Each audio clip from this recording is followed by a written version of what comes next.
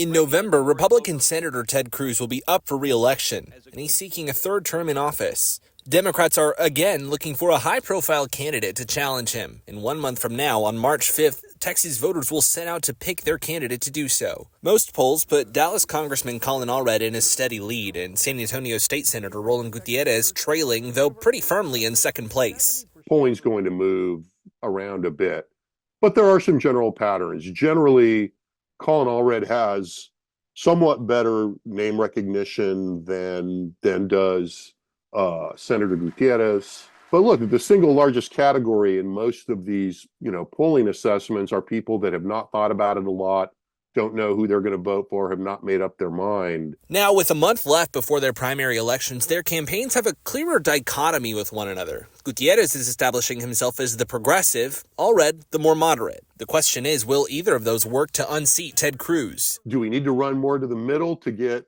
swing voters and moderates, or do we need to go in a liberal direction and make sure that we mobilize new liberal voters? And the problem is neither of those solutions in and of themselves is a real winner. Voters have drawn attention to two key differences between the campaigns: border security and the war in Gaza. Last month, the Republican-controlled U.S. House of Representatives passed a resolution condemning the Biden administration's border security policies. 14 Democrats signed on, breaking with the president. One of them was Colin Allred.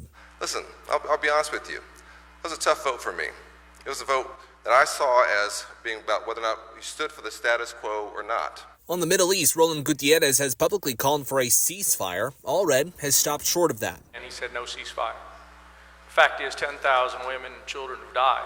Will either of those stances make a difference? Last week, the University of Houston put out new polling with Allred 28 points ahead of Gutierrez and 38% unsure of whom they'd vote for. But up against Ted Cruz, polling shows Allred and Gutierrez basically in lockstep, although still almost 10 points behind the incumbent Republican. In Austin, Michael Atkinson, CBS Austin News. Thank you for watching. Please hit the subscribe button and get the latest news by downloading the CBS Austin News app.